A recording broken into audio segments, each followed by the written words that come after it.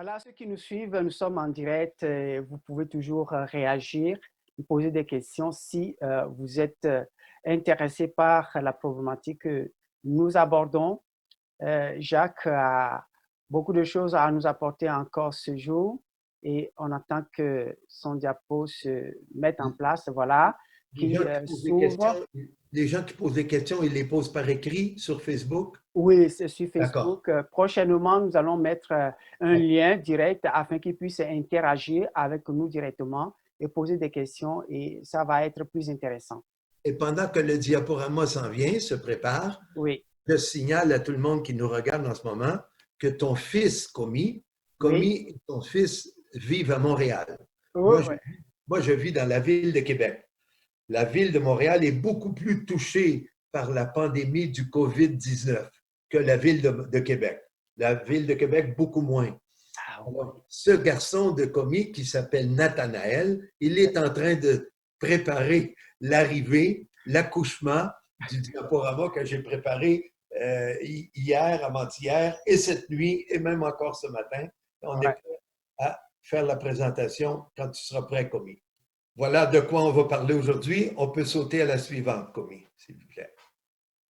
Voici ce qu'on avait vu la dernière fois. Je vous avais dit, lors d'une diapositive que j'avais préparée à cet effet, Oui, il y avait 8 conséquences de l'exposition aux écrans oui, qui ont causé des dégâts et on connaît ces dégâts. On connaît la quantité du dégât et on sait quels sont les facteurs qui facilitent l'arrivée de ces dégâts-là.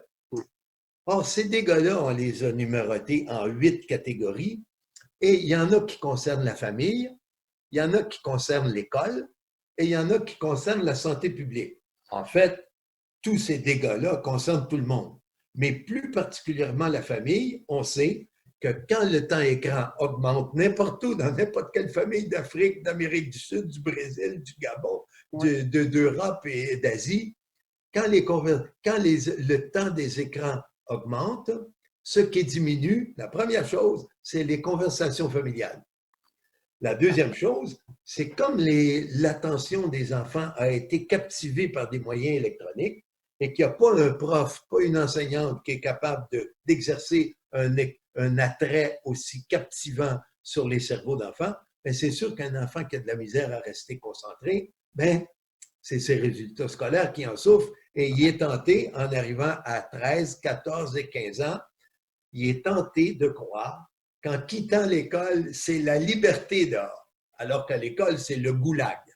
Alors, l'abandon scolaire les menace. Plus il y a de temps écran dans un cerveau d'enfant, plus l'abandon scolaire est tentant.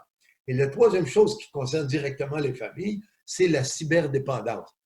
Imaginez des parents qui se lèvent en pleine nuit, 3 heures, 4 heures du matin, et qui s'approchent de la chambre de leur enfant et qui s'aperçoivent que leur enfant, leur fils ou leur fille, n'a pas décroché du téléphone ou du jeu vidéo ou du réseau social durant toute la nuit. On a donc affaire à un troisième phénomène qui concerne d'abord la famille, la cyberdépendance et l'addiction. tout à fait. Diapositive. Tout à fait. Et Jacques, pour continuer là-dessus, j'ai eu l'opportunité hier de faire un webinaire en privé avec une famille qui a témoigné réellement de ce problème qu'elle vit actuellement. Le jeune adolescent est connecté. Et ce n'est pas en Occident, c'est en Afrique, dans une petite ville. Voilà, le plus souvent, on sous-estime justement la pénétration de l'Internet dans ces pays-là. Son jeune ado est connecté à Internet de 8 heures du soir jusqu'à 4 heures du matin. Tu imagines? C'est une catastrophe. Exactement, c'est une catastrophe. Le plus souvent, on a tendance à croire que c'est dans les grandes villes, dans les grands pays développés. Non, actuellement, partout où il y a la connexion, l'addiction, la cyberdépendance devient un problème sérieux. Quelle Merci, Jacques. menace. Ouais. J'arrive à la diapositive suivante où là, j'ai surligné en vert ce qui concerne plus prioritairement l'école. D'abord, à l'école, si l'exposition aux écrans influence, fait augmenter le risque d'agressivité et d'impulsivité, ben c'est à l'école que les premiers dégâts sont visibles. Oui. si cet enfant-là a des troubles de comportement pardon, Oui, excuse-moi, oui, et, ça passe. et on sait maintenant que plus tu passes du temps sur les écrans, plus tu es à risque d'avoir des problèmes de réaction agressive pour des choses tout à fait banales. Alors, c'est l'école qui souffre et qui est obligée de donner des punitions, qui est obligée de consoler l'élève qui s'est fait faire mal, qui s'est fait menacer, qui a de la peine. On est obligé de consoler ces enfants-là. On peut pas dire ah, c'est de la faute de ce garçon-là, puis on lui donne des punitions. Or, les punitions, on le sait, ça règle même pas 10% des problèmes. L'autre chose qui concerne l'école, c'est le déficit de l'attention. OK. Si l'école, Jacques, si l'école si tu permets un instant, on va régler juste un petit problème de technique. Oui, voilà, on va régler ça tout de suite. Oui, La diapositive reprend les 8 effets de l'exposition aux écrans, tant que les cerveaux passent accaparés par les écrans.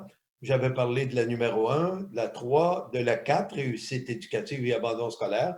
Moins de capacité d'attention au numéro 3, moins de résultats scolaires au numéro 4. Et moins de résultats scolaires, mais plus vite un enfant à 12, 13, 14 ans s'imagine que l'école n'est pas faite pour lui.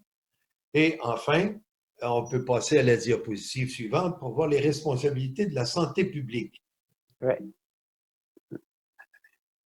Et voilà. oui. Oh, on est allé trop loin. C'est trop loin. On revient. Voilà. La santé publique, dans ses 8 effets, il y en a 3 qui la concernent directement, la santé publique. La santé publique, elle est concernée par les problèmes d'obésité. Les problèmes d'obésité, ce n'est pas simplement être trop gros ou être moins joli parce qu'on est trop gros ou avoir envie de suivre un régime alimentaire pour maigrir. Déjà là, c'est un fléau parce que Oui, les régimes alimentaires, ils affectent la santé mentale et la santé physique. Non, l'obésité, elle crée aussi d'autres problèmes au fur et à mesure que l'enfant vieillit et oui, qu'il devient adulte et jeune adulte, puis ensuite adulte à 35-40 ans. Problème de circulation, problème de diabète oui. et d'autres problèmes. Donc, l'obésité, ça concerne la santé publique. L'autre phénomène, le numéro 7, qui est concerné directement par la santé publique, Mhm. l'isolement. Oui, Si on s'aperçoit que des personnes, majoritairement des filles qui sont sur les réseaux sociaux, si ces jeunes filles passent beaucoup de temps sur les réseaux sociaux, on se rend compte que leur fragilité émotionnelle, elle augmente. On a donc intérêt, quand on est de la santé publique, à sonner l'alarme et informer d'abord les papas et les mamans, et deux, informer aussi les adolescents à l'école secondaire pour dire, quand tu vas sur les réseaux sociaux, tu n'es pas toute seule avec quelques autres personnes, tu es en même temps en train de mettre en péril ta fragilité émotionnelle. tout à Et fait. enfin, au numéro 8, l'addiction en ce moment, c'est les jeux vidéo.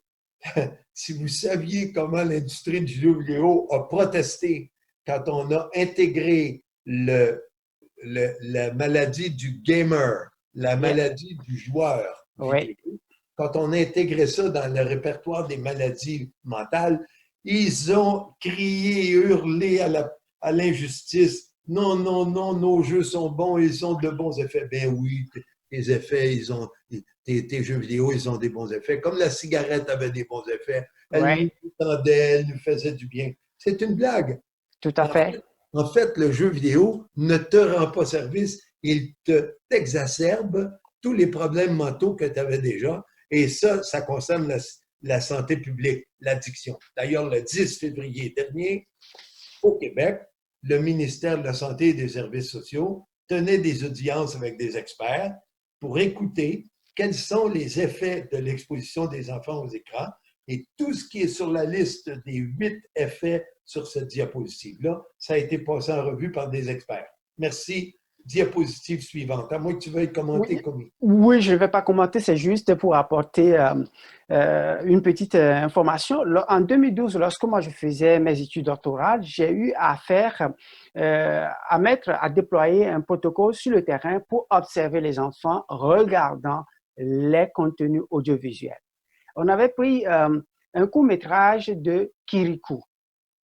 un film de bande dessinée et sur 10 minutes, on a pris une partie un peu violente pour voir la réaction des enfants. À la fin, après l'analyse, 90% des enfants de 3 à 7 ans ont dit qu'ils ont eu peur de ce qu'ils ont vu à la télévision, et voilà, sur ordinateur.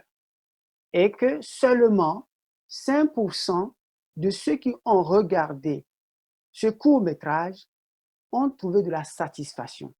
Cela prouve à suffisance que plus les enfants sont captivés par les jeux vidéo, moins ils sont contents, moins ils s'estiment parce qu'ils vivent dans la comparaison. Je veux être comme mon héros préféré. Et partant de là, ils deviennent addictifs et ils n'ont plus des comportements sociaux. Ils sont le plus souvent sortis des règles sociales. Alors, je rappelle à nos amis qui étaient là la semaine passée et à ceux qui sont nouveaux cette semaine que ce qui nous a donné l'idée au Québec de se préoccuper de l'influence des écrans, ce n'est pas nécessairement les dégâts. Non, c'est l'arrivée d'une découverte en provenance de Californie de cet homme et son équipe, chercheur à l'Université Stanford, professeur de médecine, centre de recherche en prévention de l'Université Stanford, qui met au programme, qui met au menu, qui expérimente un programme qu'ils ont décidé d'appeler Student Media Awareness to Reduce Television, SMART. Et on sait qu'en anglais, le mot smart veut dire futé, ingénieux. Oui. Diapositive suivante. Voici ce qu'a découvert Thomas Robinson. En 1999, c'était la numéro 2 qu'on voit à l'écran. Il s'est aperçu que quand on diminue le temps que les enfants passent à l'écran, l'adiposité diminue sous la peau, la couche de gras sous-cutanée. Et deux, que c'est un moyen excellent et efficace pour prévenir l'obésité. Or, l'obésité, c'est aussi une pandémie qui était déjà en vigueur depuis les années 95 dans le monde entier, dans les pays riches et dans les pays pauvres. On avait des problèmes d'obésité. Notre ami Robinson prouve qu'en diminuant le temps que les enfants passent devant les écrans, avec des enfants de San José en Californie, il s'aperçoit que l'adiposité fond et que l'obésité aussi diminue. Robinson, en 2001, produit ensuite des résultats sur la numéro 1 qu'on voit à l'écran.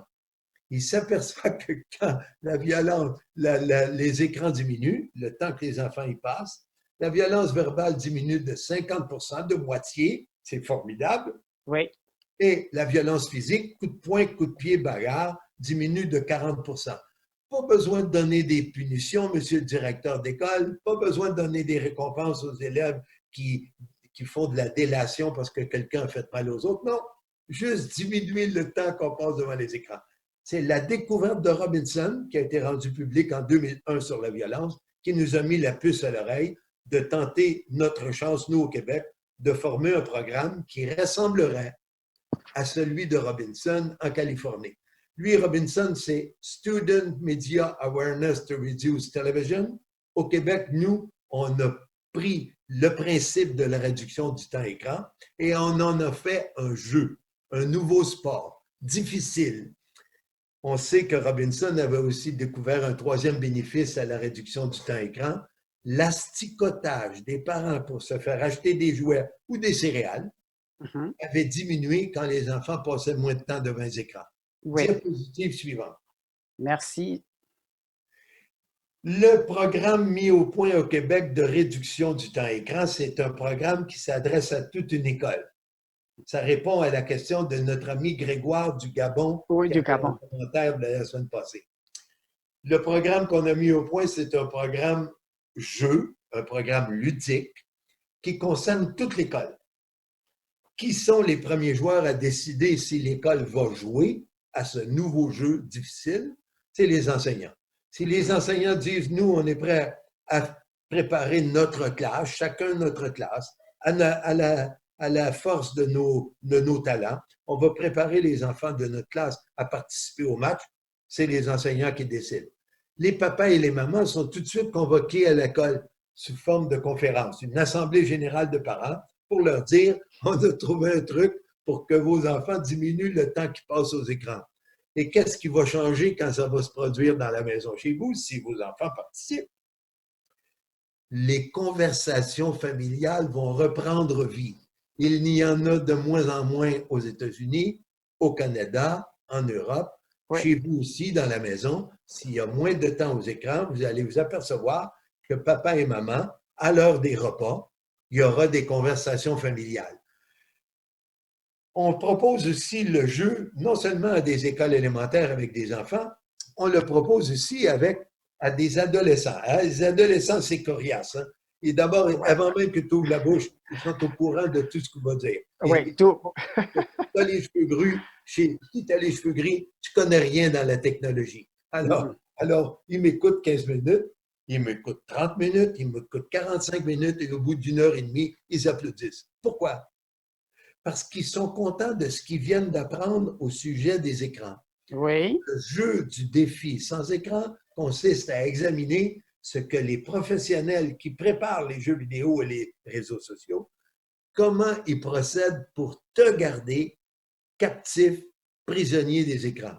Et enfin, quand une école fait le défi sans écran, le cinquième partenaire, c'est la communauté. Parce que la direction de l'école envoie une lettre à toutes les associations sportives, toutes les associations culturelles, les bibliothèques, les librairies, tout ce qui existe comme club de marche, club de vélo, club de danse, tout ce qui bouge dans une communauté peut proposer aux enfants pour le défi sans écran des activités de remplacement des écrans. C'est pour ça que ce projet du défi du jour sans écran, il est tellement populaire à travers la France. Diapo. Oui, Jacques, je peux poser une question. Donc, si je comprends très bien, pour réussir ce défi de journée sans écran, il faut que tous ces partenaires-là acceptent justement de jouer le jeu. Et les enseignants. Non, il faut pas. Et s'ils participent tous, tu as plus de chances de succès. Exactement.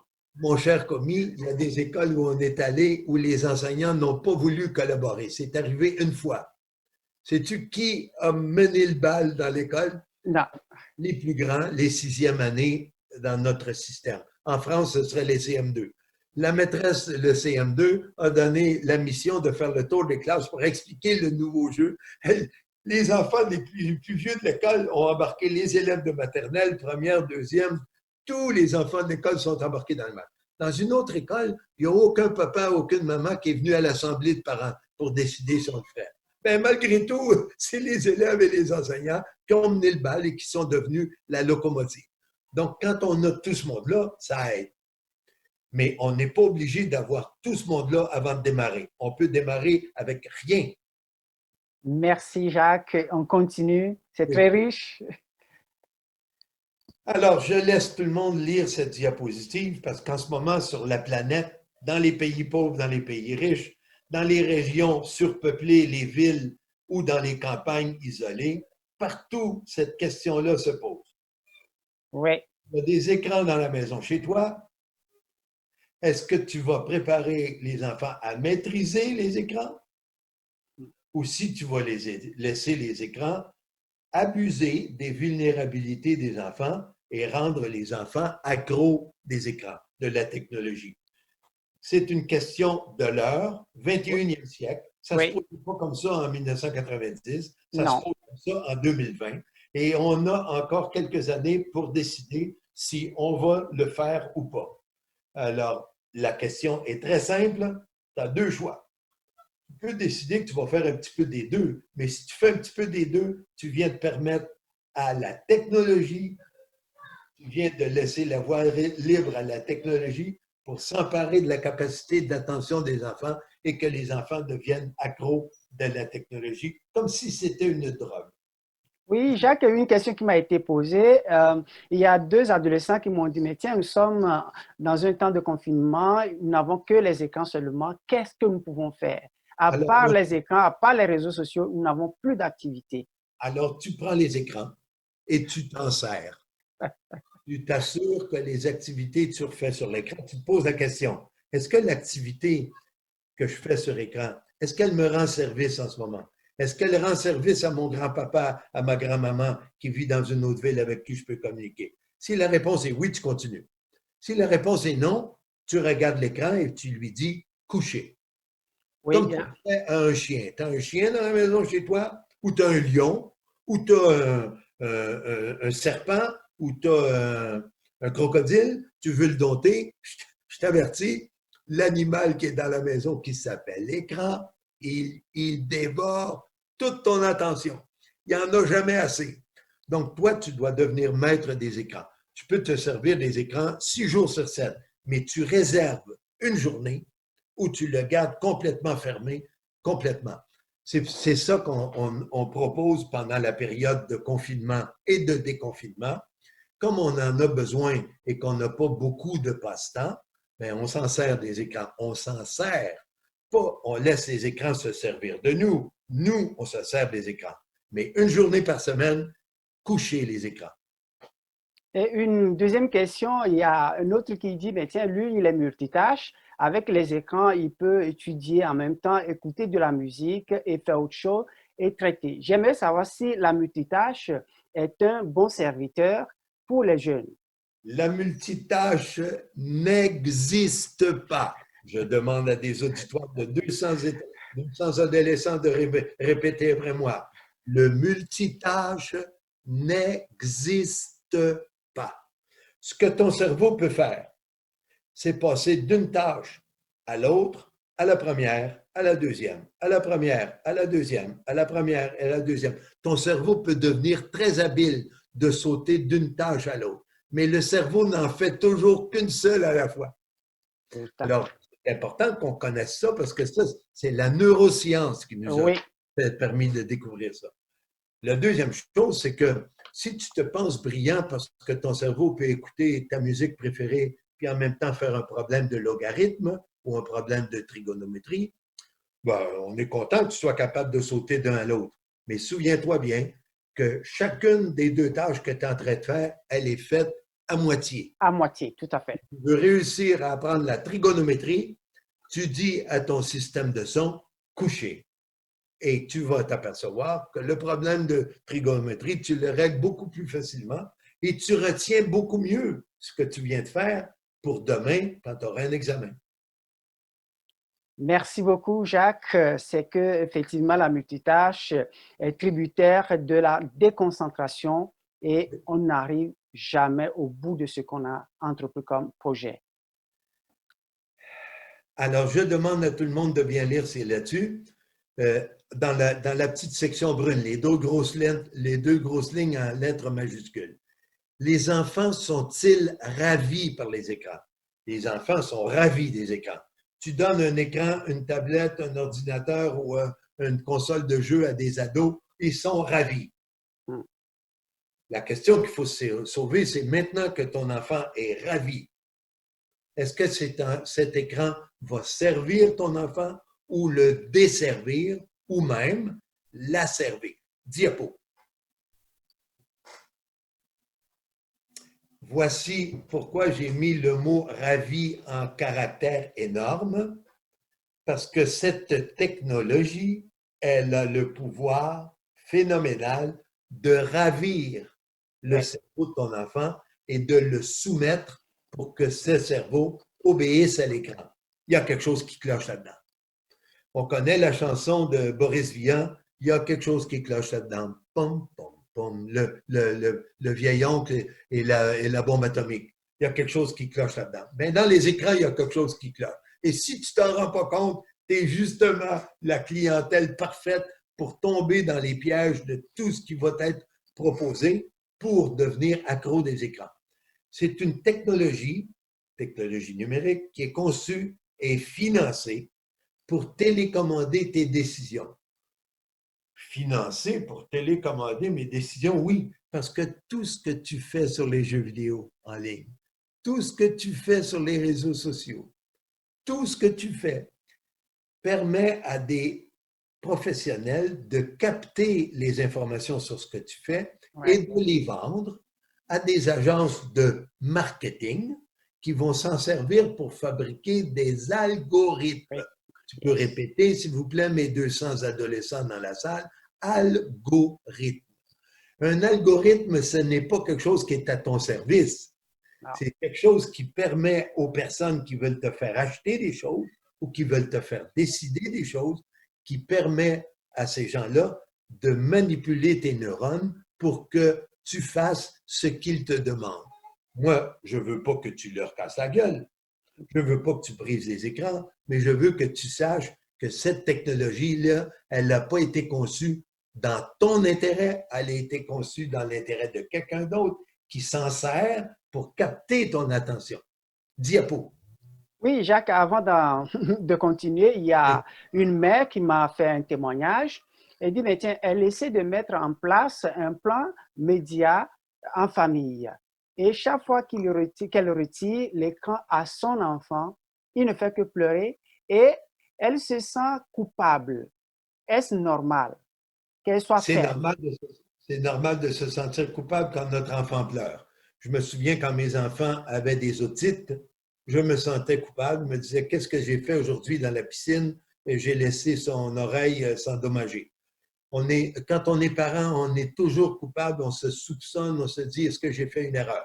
Avec l'écran, je l'ai entendu des centaines de fois. Monsieur, je ne sais plus comment décrocher mon enfant du téléphone et le pire, c'est moi qui lui ai donné. Alors, chers parents, vous vous sentez coupable, il faut cesser de vous sentir coupable. Le coupable, ce n'est pas vous. Vous ne saviez pas ce que cet écran allait faire au cerveau de votre enfant. Vous ne pouviez pas le deviner quand même.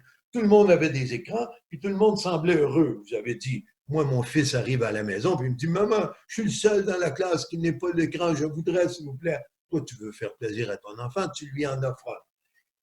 Pour reconquérir la capacité de votre enfant de faire obéir les écrans, c'est tout un doigté. Nous obtenons des résultats miraculeux dans les écoles et les collèges où on propose aux élèves, ensemble en même temps, pas à 2 ou 3 élèves, pas au fils de madame qui se sent coupable, non, non, tout le collège, toute l'école. On va livrer un match et on va montrer à ces écrans qui mène dans la maison chez nous. Est-ce que c'est l'écran qui mène ou si c'est nous? Il y a quelqu'un qui nous a fait à croire que le téléphone est intelligent. Le téléphone n'a aucune intelligence. Ton intelligence, elle est là-dedans, c'est toi qui l'as. Et en te faisant croire que ton téléphone est intelligent, alors ça ne te fait plus rien de ne plus avoir d'intelligence. Nous, on va te faire participer à un sport difficile où ton cerveau va devenir 10 fois plus intelligent qu'avant. Parce que tu vas pouvoir maîtriser la technologie au lieu d'être laissé maîtriser par la technologie. Alors, la chère dame qui se sent coupable, il faut lui dire, dans l'école de vos enfants, il faut organiser le défi 10 jours sans écran. Durant le confinement, il faut organiser avec les enfants de votre école le défi 1 jour par semaine sans écran. Et quand votre enfant aura pris goût au jour par semaine sans écran, vous allez voir, les résultats vont se produire. Votre enfant va redevenir quelqu'un au lieu d'être la proie de la technologie. Merci Jacques pour ces précisions.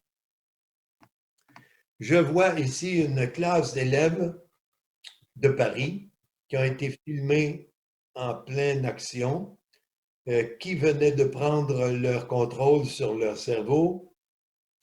Pokémon.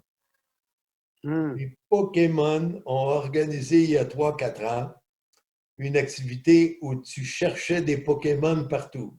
Et les êtres humains se sont embarqués là-dedans, se sont engouffrés dans ce système de marketing où Pikachu devenait plus important que ton papa et ta maman. Tout à fait. Qui, sur la Terre, déteste Pikachu? Personne. Non. Tout le monde aime Pikachu. Tout le monde. Cette image, je l'ai montrée à des centaines d'adolescents. Oui. Et je leur ai demandé qu'est-ce que cette image essaye de nous dire. Et ça a eu plus de résultats que si j'avais moi-même commenté la diapositive. Parce que les neurones, ça se met à fonctionner quand on voit une image et que notre cerveau peut commencer à juger. Voilà pourquoi on dit que le défi sans écran, c'est la partie de ton cerveau qui est derrière ton front, Mhm. le lobe frontal, Qui qui commence. devient maître de ce que tu vois. Tu vois l'image et tu essayes de deviner qu'est-ce que cette image essaye de nous dire. Ils sont tous, ces jeunes-là, sur une île déserte. Ils sont tous tout seuls. Ils sont heureux d'être tout seuls en dessous d'un palmier. Il y a la mer autour d'eux. Ils peuvent se baigner s'ils veulent. Eh bien, leur cerveau est captivé et au lieu d'être ensemble, ces jeunes, ils sont Voilà. isolés les uns des autres. Voilà ce qui arrive lorsque on reste accroché aux écrans.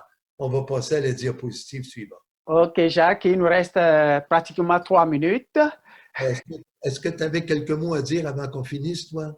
Non, je crois que je te laisse commenter le dernier diapo et puis on va. Je vais prendre l'image suivante. Oui.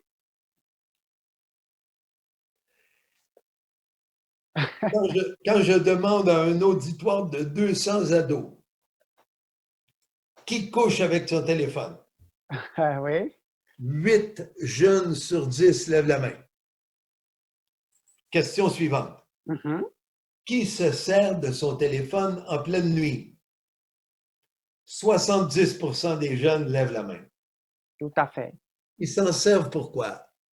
Parce qu'un ami vient d'envoyer un texto, Oui. ou bien parce qu'ils regardent de la pornographie durant la nuit tout seuls sur leur téléphone. Dans Exact. les deux cas, ce sont des pièges qui font diminuer la qualité de sommeil du jeune d'aujourd'hui.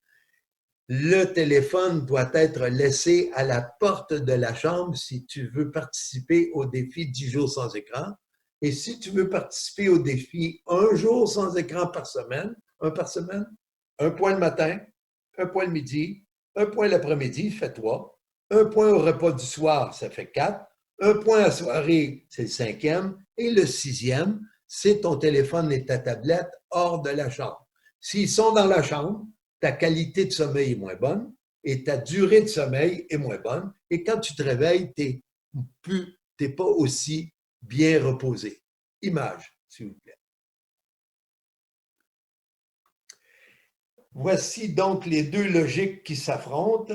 Celle que nous défendons, toi et moi, commis, elle est en bleu. Oui. Celle qui est en rouge, c'est celle de la télévision, jeux vidéo, réseaux sociaux. Oui. Ces trois technologies servent d'abord à augmenter le temps écran des jeunes. Et Tout ce que peuvent faire les professionnels de la captologie pour augmenter le temps que tu passes là-dessus, ils vont le faire. Pourquoi? 10 secondes pour qu'on puisse conclure avant que la réunion ne se coupe. Alors pourquoi ils veulent? Parce que eux, leur objectif, c'est de captiver l'auditoire maximum. Oui. Gardez-le le plus longtemps possible. Leur objectif, il est commercial. C'est des sous qu'ils veulent. Ils protègent des intérêts privés, pas des intérêts publics, des intérêts communs. Ils encouragent la sédentarité, l'immobilisme au lieu de l'action. Hmm. Ils formatent des cerveaux boulimiques qui ont toujours faim, toujours faim, toujours faim, toujours plus, toujours plus, toujours plus. Et ils sont financés par des industries de marketing, par la publicité. Nous, en bleu, on se bat pour quoi, nous? On se bat pour éduquer tous les enfants, tous les ados, les riches et les pauvres, les gros, les petits, les faibles, les forts. Tout le monde, nous, on veut les améliorer le plus possible. Je viens encore de perdre mon image. Merci beaucoup pour cet entretien de ce midi.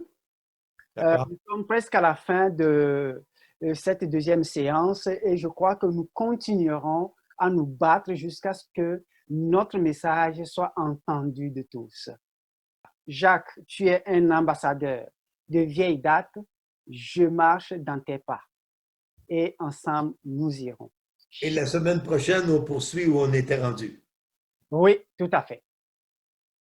Merci beaucoup, Jacques. Et tout le monde qui nous a écoutés, envoyez-nous un petit commentaire, s'il vous plaît. Merci beaucoup. Oui, bye bye.